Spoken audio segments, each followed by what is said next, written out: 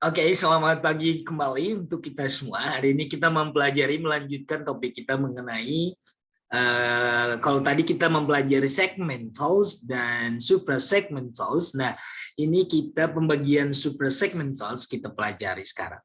Oke, saya akan share screen. Kita mulai dengan penekanan atau stress, ya. Oke, saya akan kembali share screen. Silakan diperhatikan.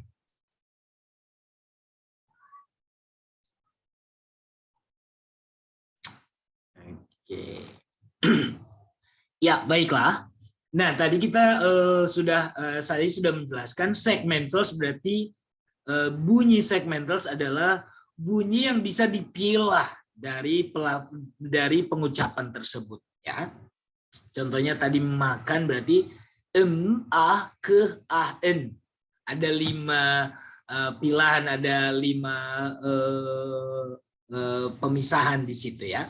Sedangkan suprasegmentals adalah bentuk bunyi yang mengikuti bunyi segmental tersebut. Supra artinya bunyi yang lain seperti intonasi, jeda, penekanan, ya. Jadi bunyi lainnya yang mengikuti bunyi tekstual dari pelafalan sebuah kata. Jadi kita mulai dengan penekanan. Apa yang disebut dengan stress di sini namanya juga secara umum penekanan berarti ditekan, artinya ada pressing, ada tekanan, ya. Penekanan bunyi ya, artinya ada kuat lemahnya suara kita ketika kita mengucapkan bunyi sebuah kata, ya. Tanda tekanan itu di dalam mempelajari fonologi ditandai dengan tanda kutip satu, ya, tanda kutip satu, ya. Ada bunyi dengan tekanan lemah sering disebut dengan secondary stress, ya. Ini yang disebut dengan secondary stress ini, atau kita bisa bilang secondary atau weak stress, penekanan lemah. Dan juga ada penekanan kuat disebut dengan primary stress.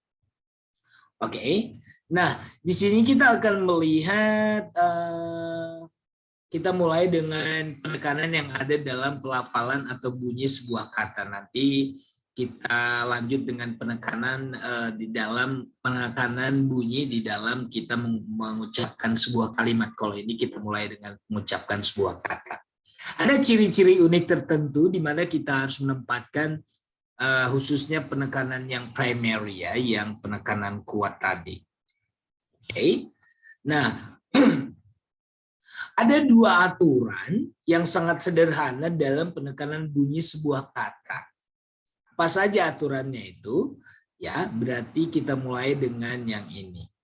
Stress on the first syllable artinya penekanan di awal suku kata. Oke, kita lihat contoh-contoh berikut, ya. Oke, kita lihat rumusnya, ya. Most two-syllable nouns. Kata benda yang biasanya secara umum itu, yang secara umum biasanya bunyinya penekanannya itu ada di awal. Dari present, export, China, table. Oke. Nah, ini artinya kehadiran presence, ya. Presence, kehadiran dengan kegiatan ekspor negara Cina dengan meja. Biasanya ada penekanannya itu ada di awal suku kata. Ini kan 2 suku kata, kan? Tapi penekanannya itu coba kita pelan-pelan ucapkan, coba. Presence. Nah, kalau ini kita rekam, biasanya tanda garisnya itu biasanya ada seperti ini. Presence. Jadi biasanya di dalam apa yang kita sebut itu, ya, kita tidak alatnya sih di sini. Tapi kalau kita rekam, bisa kita lihat grafiknya, ya. Jadi dari sini kita bisa melihat bahwasanya bunyi suku kata press ya itu ada tekanan. Presence, export, China, table. Jadi ingat, secara umum dalam pelafalan kata benda yang memiliki dua suku kata, penekanannya ada di awal. Presence, export, China, table. Nah, kalau di dalam mengucapkan kata sifat, biasanya juga penekanannya ada di awal. Present, slender, clever, happy. Jadi, ingat untuk kata benda dan kata sifat, pelafalan dalam bunyi atau melafalkan bunyi kata sifat dan kata benda yang memiliki dua suku kata, penekanannya itu adalah di awal suku kata. Ya. Oke, kita mulai coba. Present, slender, clever, happy. Oke. Nah, kita rule yang kedua, aturan yang kedua, kalau tadi dua suku kata, nah ini itu tadi untuk kata benda dan kata sifat. Tapi untuk kata kerja, saya tandai warna lainnya di sini ya. Untuk pelafalan atau bunyi kata kerja, beda. Kalau tadi kata benda dan kata sifat yang mengandung dua suku kata, pelafalan penekanan dalam bunyi ada di awal atau suku kata yang pertama. Sedangkan untuk kata kerja, penekanannya malah di suku kata yang kedua. Oke. Kita bunyikan ya, kita lafalkan. Oke. Present ya. Export, decide, begin. Jadi bukan present, bukan export, bukan decide, bukan begin, tapi present, export, decide, begin. Ingat, bedanya yang khusus dua suku kata, kata sifat dan kata benda, penekanannya ada di awal suku kata, bunyi awal suku kata. Sedangkan untuk kata kerja, penekanannya ada di suku kata yang terakhir. Oke. Nah, aturan yang selanjutnya, penekanan pada suku kata kedua terakhir. Misalkan ada dua atau tiga suku kata. Contohnya ini ada dua, graphic. Graphic. Ingat, yang berakhiran ik, pasti ini kata sifat. Ciri-ciri kata sifat. Ini kamu perhatikan yang ditekankan itu adalah suku kata kedua terakhir. Nah, karena ini memang hanya dua suku kata, berarti kita lihatnya di sini. 1, 2. Namanya juga kedua, suku kata terakhir kedua. Coba ini yang pertama, terakhir yang pertama, gimana ya ngomongnya ya. Ini yang terakhir, ini yang kedua terakhir gitu lah ya. Jadi kata graph-nya ini yang ditekankan. Tapi ingat, ini hanya khusus kata-kata sifat yang berakhiran ik. Oke. Graphic, geographic, geologic, geologic. Jadi di sini, jadi sebelum ik-iknya ini yang kita tekankan. Ya. Coba. Graphic, geographic, geologic. Graphic, geographic, geologic. Okay. Graphic, geographic, geologic. Ya. Graphic, geographic, geologic. Okay. Jadi graph, lodge. Jadi ini yang disebut dengan stress on penultimate syllable. Penultimate syllable artinya itu suku kata kedua terakhir. Oke. Nah, khusus untuk yang kata benda yang berakhiran ion-ion, ya, ini penekanannya di juga di sebelum ion-ion berarti ya. Contohnya ini coba. V, le. Jadi penekanannya ada di sini. Coba. Ini yang terakhir, ini yang kedua terakhir. Ini yang terakhir, ini yang kedua terakhir. Pokoknya kamu ingat tion sama sion itu pasti ciri-ciri kata benda yang berasal dari kata dasar yang lain. Ini hanya ketika kita mempelajari morfologi, sufiks dan mempelajari akhiran dan awalan untuk mengubah kata lain, kata baru, kata lama menjadi kata baru. Itu biasanya kita mempelajari sufiks ya. Ada awalan prefix, ada sufiks akhiran ya. Oke, kita mulai dari kata television. Coba, television. Jadi sebelum sion ada V. Jadi V ini yang ditekankan. Television. Revelation. Revelation. Revelation. Revelation. Revelation. Television. Oke, ingat. Jadi yang ik tadi, yang sebelum ik, berarti yang di depannya ik itu yang kita tekankan. Traffic.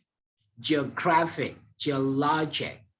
Nah, khusus untuk kata benda yang ada sion dan tion, yang awal dari sebelum sion itu berarti di sini kata TV ada television, revelation. Oke, kita lanjut untuk penekanan ini pada suku kata tiga terakhir. Nah, lihat ini. 1, 2. Oke, kita tandai. Berarti ini yang kita tekankan. Kita tandai warna ini ya. Oke. Oke. Lihat kenapa disebut dengan 3 suku kata yang terakhir. Suku kata yang terakhir, lihat ini. Tracy, Letty, Graphy, object. Jadi yang ditekankan adalah ini. Yang ketiganya, lihat ini ya, terakhir pertama, terakhir kedua, terakhir ketiga, terakhir pertama, terakhir kedua, terakhir ketiga. Jadi jangan hitung dari depan. Nah, ini biasanya adalah kata-kata yang juga kata benda, tapi ini adalah kata yang berasal dari kata dasar lainnya, diakhiri dengan akhiran C, T, V, J. Lihat ini, democracy, democracy, coba, democracy, democracy, dependability, dependability, photography, photography, geology. Oke, jadi ini yang disebut dengan penekanan pada suku kata tiga terakhir. Nah, jadi oke, kita bahas lagi sebelum kita ke sentence ya. Ini adalah compound word. Compound word, ingat ketika kita mempelajari kemarin morfologi, pembentukan kata. Berarti compound word adalah kata yang berasal dari dua atau biasanya dua kata ya. Tapi dia menjadi satu makna. Contohnya ini, tapi ini menjadi tidak bisa dipisahkan satu sama lain, sudah menjadi satu kata. Tapi ketika kita pisahkan, kata tersebut memiliki arti terpisah, bukan satu makna. Contohnya blackbird, blackbird ini berasal dari kata black dan bird. Tapi ini sudah menjadi satu kata, jadi blackbird. Nah, bagaimana penekanannya? Biasanya penekanannya itu ada di kata pembentuknya itu yang kata sifat. Contohnya ini burung hitam atau burung berwarna hitam. Di bunyi kata black-nya yang kita tekankan. Blackbird. Rumah hijau berwarna hijau, greenhouse. Ingat, jadi ketika ada kata sifat dan kata benda disatukan, kita menekankan bunyi kata sifatnya. Blackbird, greenhouse. Nah, kalau di compound word atau kata gabungan tersebut ada kata sifatnya itulah yang kita tekankan tapi di awal suku katanya saja. Contohnya ini kata sifatnya adalah the stress in the second part. Lihat ini. ada dua di sini kata sifat, bad dan tempered, ya. Bad, tempered, old fashioned. Ada dua kata sifat, bad dan old, bad dan tempered, old dan fashioned. Nah, di sini sifat yang kedua ini yang kita tekankan, tapi di awal suku katanya tempered, fashioned, bad tempered, old fashioned. Oke. Nah, ini harus kita pahami agar kita paham artinya ini adalah kata yang gabungan dari dua kata sifat. Nah, ini juga kata gabungan dari kata sifat dan kata benda. Jadi kita menekankan kata sifatnya, bunyi kata sifatnya di sini sama-sama kata sifat dua-duanya, tapi yang kita tekankan adalah kata sifat yang kedua tapi di awal bunyinya. Bad tempered, sifat yang buruk. Old fashioned, ya, kayak gaya usang, gaya lama, gaya jadul. Oke, jadi inilah penekanan atau word stress. Nah, kita lanjut untuk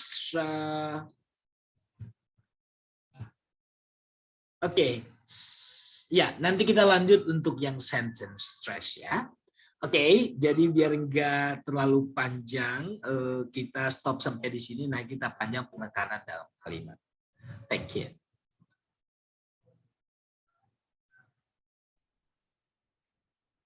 Assalamualaikum warahmatullahi wabarakatuh.